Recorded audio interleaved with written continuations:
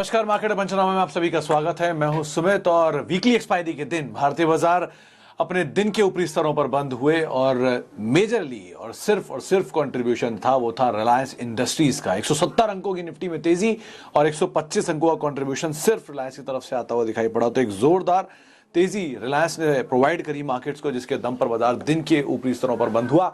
Mid cap small cap यहां पर भी खरीदारी देखने को मिली। साथ ही साथ बीएसई के सभी इंडिसेस मोर और लेस तेजी में थे, बारिंग टेलीकॉम एंड मेटल और टेलीकॉम को छोड़ दिया तो बाकी सभी सेक्टर्स में आज जोरदार तेजी देखने को मिली। और लीड ऑयल एंड गैस ही कर रहा था, बट ऑब्वियसली रिलायंस इंडस्ट्रीज की वजह से वहां पर तेजी देखने को मिली।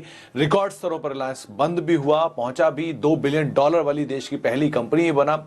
और एक अच्छी तेजी इस पूरे ही स्टॉक में देखने को मिल रही है। ब्रोकर्स अपग्रेड का भी इंपैक्ट है और न्यूज फ्लो का भी इंपैक्ट है, जो कि मार्केट्स में रूमर्स के तौर पर कामकाज कर रही है। इसके अलावा आज फार्मास्यूटिकल स्पेस में भी सेलेक्टिव बाइंग देखने को मिली। इसके साथ ही साथ कुछ हद तक अदानी ग्रुप के स्टॉक्स भी आज तेजी में रहे और छोटे मझौले शेयरों में भी आज एक अच्छा मूव बनता हुआ दिखाई पड़ा। आईटी एक और ऐसा स्टॉक जो कि सेलेक्टिवली बाइंग देखने को मिल रही थी। चलिए अब सवाल जवाब का सिलसिला शुरू करते हैं। बाजार पे ज्यादा बातचीत नहीं करेंगे, लेकिन सवाल ज्यादा लेंगे।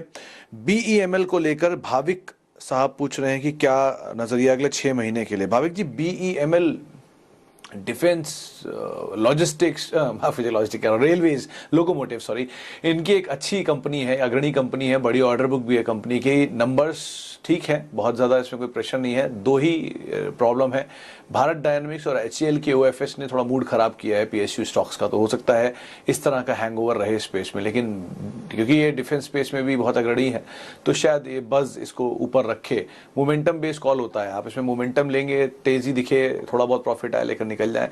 हमेशा बने रहने वाली कोई इसमें रणनीति ना रखें, तो कोई और स्टॉक आप चुनिए उसमें, उसके लिए इसमें आप मोमेंटम बेस्ड तेजी देखकर निकल जाइएगा।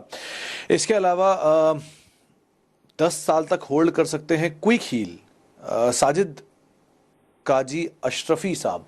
साजिद जी, देखिए, क्विक हील रिसेंटली कुछ बज़ में आया था। इनफैक्ट बाजार में रूमर्स भी थी इसकी तेजी को लेकर, लेकिन तेजी की रूमर सिर्फ 50-60 रुपए की तेजी की वाली ही रूमर थी। ऐसा कुछ नहीं था कि इसमें कोई मल्टी बैगर बनने वाला पोटेंशियल दिखाई पड़ रहा हो। ये बात आपकी सही है, जिस पोटेंशियल की आप बात कर रहे हैं, जो देखकर आप बात कर रहे हैं, वो यही है कि हर जगह पे एंटीवायरस इस्तेमाल होंगे तो इस कंपनी का भी दबदबा बढ़ेगा। मोनोपोलिस्टिक काइंड ऑफ बिजनेस है, लेकिन एंटीवायरस के मार्जिन आप ध्यान रखिए किस तरह के होते हैं हार्डवेयर प्रोडक्ट्स में। तो आप, और इनफैक्ट एप्पल जैसे प्रोडक्ट तो एंटीवायरस यूज भी नहीं करते हैं, वो तो बाय डिफॉल्ट ही उनमें वायरस का इश्यूज नहीं होते हैं। खैर, लेकिन बहुत अच्छे प्रोस्पेक्ट वाली कंपनियां, प्रोडक्ट वाली कंपनियां अवेलेबल हैं। इसमें आप तेजी खेल सकते हैं कुछ दिनों के लिए, लेकिन बहुत बड़े मल्टीबैगर बनने की उम्मीद एटलीस्ट अभी तो नहीं दिखाई पड़ रही। बाकी नंबर्स पर डिपेंड करता है। Bharti Airtel view please, it's good for SIP buying. Amit Agarwal साहब, बिल्कुल सही स्टॉक है, कोई दिक्कत नहीं है, इसमें आप बाय कर सकते हैं। देश की दूसरी, इनफैक्ट कई मायनों में पहली भी टेलीकॉम कंपनी है, कई मायनों में दूसरी टेलीकॉम कंपनी है। लेकिन बड़े प्लेयर्स में 2 ही नाम है, रिलायंस और ये। और जियो जब तक फुल थ्रॉटल लिस्ट नहीं होता अलग से, तब तक भारतीय ही लिस्टेड प्लेयर्स में एक बड़े तौर पे जाना जाता है। तो एक अच्छा स्टॉक है, कोई दिक्कत नहीं है। पुरानी कंपनी है, पुरानी क्रेडिबिलिटी है, पुराने प्रोडक्ट्स हैं, आप बने रह सकते हैं, एसआईपी भी कर सकते हैं। इसके अलावा टीसीएस 50 शेयर 1890 होल्ड या सेल, ये सवाल था नीलेश पिंपले साहब का। नीलेश जी, बहुत बढ़िया स्टॉक, बहुत बढ़िया दाम पर आपने खरीद के रखा हुआ है, आप इसमें बने रह सकते हैं। ना केवल, बल्कि अगर कोई भी फॉल मिले तो आप इसमें खरीदारी भी कर सकते हैं, कोई दिक्कत नहीं है। स्टॉक में जितना समय आप दे सकते हैं उतना समय आप दीजिए, कोई इशू नहीं है इस कंपनी में किसी भी तरह का। कोई फॉल मिले, अच्छा दाम मिले, ऐसा दोबारा महल भाव मिले, आप छोड़िए मत, डबल ट्रिपल 5 टाइम क्वांटिटी करके भी यहाँ ले सकते हैं, कोई इशू नहीं है इस कंपनी के साथ। आप बने रहिए, बस इसमें बहुत कुछ और मिलने वाला है, बिलीव मी, बने रहिए। इसके अलावा 14 शेयर इन्फोसिस के 485 पे। वरुण जी, ये भी बहुत ही जबरदस्त भाव पे आपकी जबरदस्त खरीदारी है, बने रहिए, इसमें भी कोई सेकंड थॉट नहीं है, बने रहिए, बहुत अच्छा विकल्प है। ग्रेन्यूल्स, राहुल जी, बने रहने का ही इशू है, यहाँ पर भी लगातार तेजी में नया हाई बन रहा है, तो आपको प्रॉफिट हो ही रहा होगा, उम्मीद है। तो आप बने रह सकते हैं। नजरिया छोटी अवधि का है तो आप उसे बड़ी अवधि का कर दिए, मध्यम से लंबी अवधि का कर दीजिए, लेकिन बने रहना इसके लिए ज़्यादा अच्छा विकल्प रहेगा। डी मार्ट 10 शेयर 2450 पे, नीचे के भाव पर मिले पार्थ साहब तो आप और खरीदारी करिए। अभी तो बहुत ज़्यादा नहीं, 2000-2200 की रेंज में ही है। अगर ये 1800, 1700, 1600 की रेंज में कहीं भी मिलता है तो आप वहाँ पे खरीदारी करें, एक अच्छा विकल्प है, एक अच्छी कंपनी है। रिटेल में 2 ही प्लेयर हैं, रिलायंस और डी मार्ट, जिन पे आप ठीक से बेट कर सकते हैं।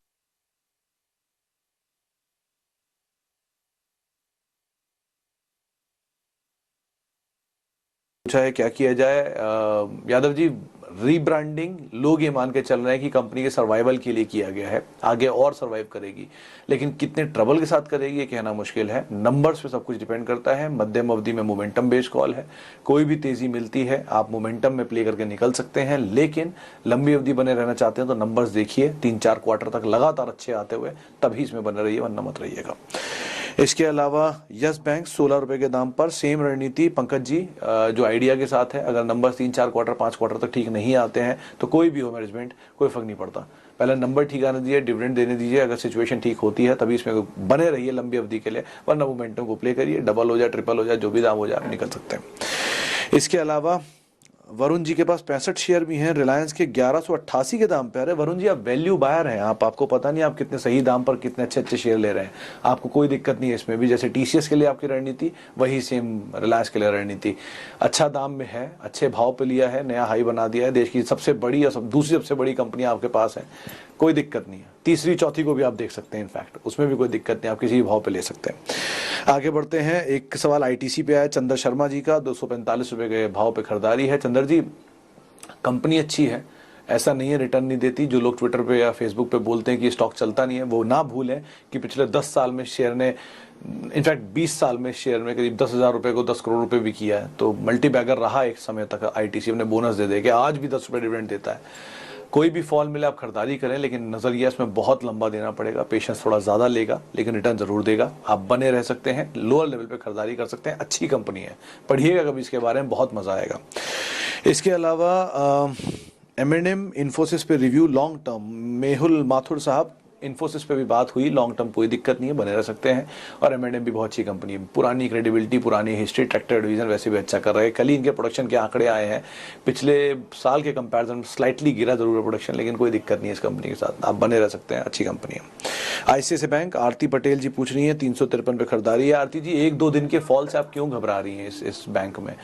ऐसी कोई प्रॉब्लम नहीं है इस बैंक के साथ। ये थोड़ा मोमेंटम बेस अगर आप प्ले करना चाहती हैं तो बात अलग है, 1-2 दिन का नजरिया तो बात अलग है, 1-आध महीने का नजरिया तो भी बात अलग है, लेकिन अगर लंबी अवधि के लिए आप बने रहना चाहते हैं तो अच्छा विकल्प है। बैंकिंग में क्लीन बैंक्स कुछ ही तो दिखते हैं, और उसमें अगर आपको मिल रहा है तो आप बने रहिए, क्या दिक्कत है, लोअर लेवल पे खरीदारी करिए, अच्छा विकल्प है। इसके अलावा लॉन्ग टर्म के लिए आरएनजी वोडाफोन पे कोई व्यू नहीं है, जब तक नंबर ठीक नहीं होंगे किसी भी कंपनी के लिए, रादर आरएनजी आप सबके लिए है। कोई भी कंपनी अगर अपने नंबर 4 क्वार्टर तक ठीक से नहीं दे पा रही है, कंसिस्टेंट नहीं आ पा रहे हैं, डेट हायर लेवल पर आ रहा है, तो वो कंपनी ठीक नहीं है, स्ट्रेट अवे उसमें से निकल जाइए और उस कंपनी में जाइए जहां नंबर ठीक है। क्यों HUL के साथ ऐसी प्रॉब्लम नहीं होती, क्यों नेस्ले के साथ नहीं होती, क्यों एशियन के साथ नहीं होती, पीडीलाइट के साथ नहीं होती, यूनाइटेड स्पिरिट्स के साथ नहीं होती, सिर्फ इन्हीं के साथ क्यों हो रही है? कुछ तो गड़बड़ है ना, इसलिए ये भाव है। तो भाव बाजार नंबर्स के ऊपर ही दे रहा है, नंबर्स अच्छे हैं तो कोई दिक्कत नहीं है। इसके अलावा एक सवाल लेते हैं, HUL 2600 पे अरविंद अग्रवाल साहब पूछ रहे हैं क्या किया जाए। आपके पास मार्क्संस फार्मा और शास्केन टेक्नोलॉजीज भी है। अरविंद जी, आपने बाकी 2 स्टॉक ठीक लिए हैं, कोई बुराई नहीं है, लेकिन HUL बेस्ट स्टॉक है इनमें से। आप अगर आप चाहें तो इनमें से सारा पैसा निकाल के भी HUL में डाल देंगे तो भी अगले 10 साल 20 साल के लिए कोई ट्रबल नहीं है। आराम से इन्वेस्ट कीजिए, आराम से बने रहिए। ये मान के चलिए कि ऐसा कोई घर नहीं है जहां पे उस दिन HUL का प्रोडक्ट इस्तेमाल ना हुआ हो। तो इस तरह का प्रोडक्ट अगर किसी कंपनी का, तो आप कैसे चैलेंज कर सकते हैं? बने रहिए, इन्वेस्ट करिए लोअर लेवल्स पे। Stuck in Mahindra logistic at 450 पर शेयर, शुड आई होल्ड और book loss? I can keep it for long term, ये अमित अग्रवाल साहब पूछ रहे हैं।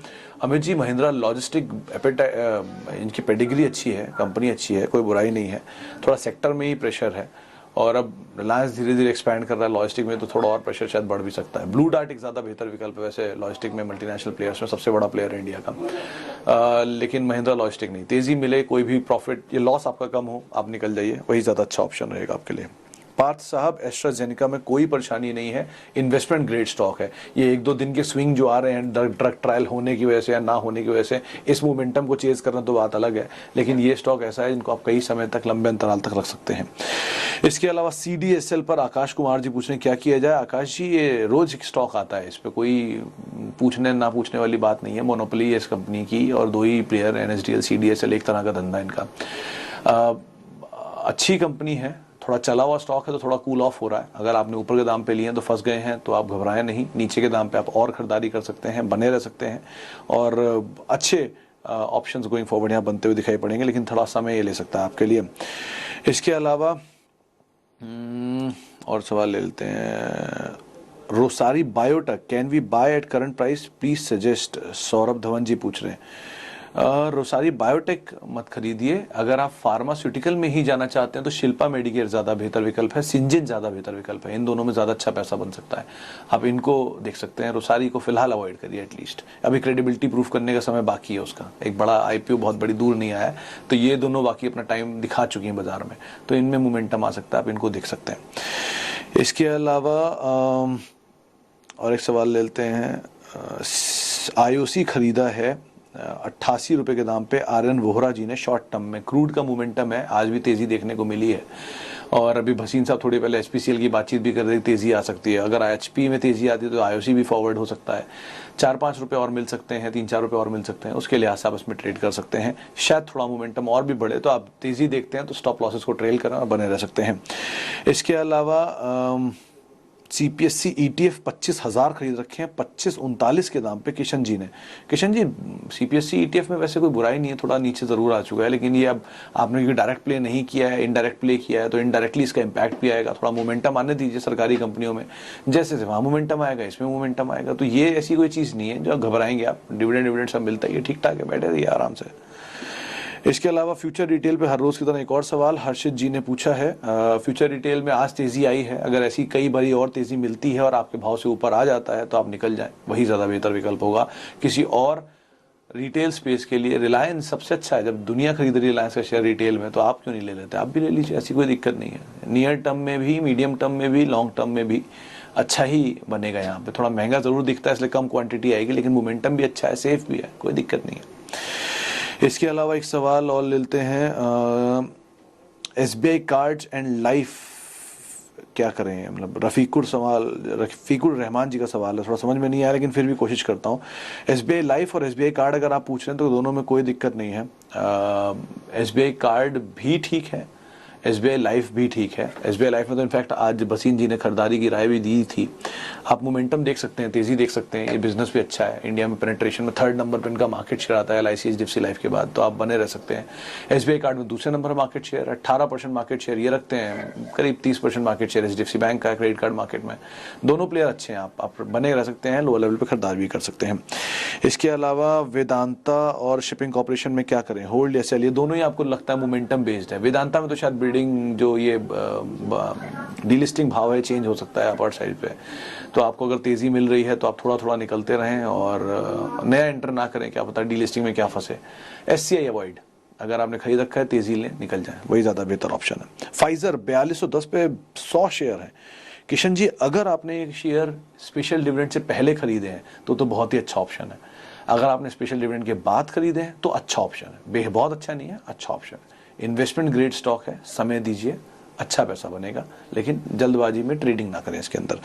चलिए, अब समय का थोड़ा अभाव हो रहा है, आखिरी सवाल लेते हैं। एक सवाल है टाटा कंज्यूमर के ऊपर अमित कुमार जी का। अमित जी, अच्छी कंपनी है, बढ़िया है, प्ले ब्रेवरी स्पेस में, यानी कि चाय कॉफ़ी स्पेस में, तो आप अगर बने रहना चाहते हैं इसमें तो कोई दिक्कत नहीं है। थोड़ा पैसा लोअर लेवल पे डालना चाहते हैं, डाल सकते हैं।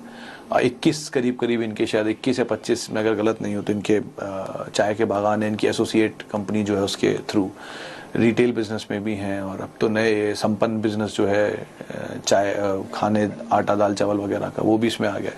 बड़ा एफएमसीजी प्लेयर इन मेकिंग है, तो आप बने रह सकते हैं, कोई इशू नहीं है इस कंपनी के साथ। चले, इसी नोट के साथ अब मार्केट का पंचनामा को यही समेटेंगे। माफ़ी चाहेंगे उनसे जिनके सवाल हम नहीं ले पाए, और बहुत बहुत शुक्रिया उन सभी का जिन्होंने हमारे साथ जुड़े और सवाल पूछे। आप मेरे साथ जुड़ सकते हैं, @सुमित रिसर्च मेरा ट्विटर हैंडल है, वहाँ पर मैं मौजूद रहूँगा। नमस्कार। वीडियोस को देखने के लिए आप जरूर से सब्सक्राइब कर लें हमारे YouTube चैनल को। फ्रेंड्स, मिलते हैं अगले वीडियो के अंदर, जब तक के लिए गुड बाय।